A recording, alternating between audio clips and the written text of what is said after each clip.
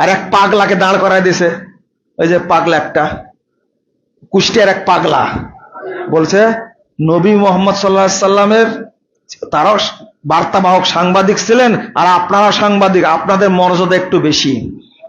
জামাত ইসলাম আর কোন লোক পাইনি ওই পাগলাকে ছাড়া। কথা কি বুঝতে পারেননি? আপনি ইসলামী দল, ইসলামকে গোটাই নষ্ট করে ফেলেছেন আপনি। মাঝখানে আমাদের একটা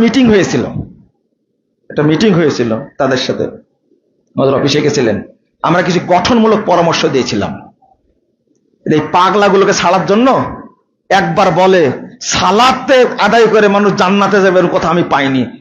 পড়েইনি, ও কিভাবে পাবে? আর বলেছে আহলে হাদিসরা হলো আহলে খবিস, বলেছেন এটা এক একটা কথা বলছে। আর ওই পাগলাকে পেয়েছে জামাত ইসলাম, আর কাউকে পায়নি।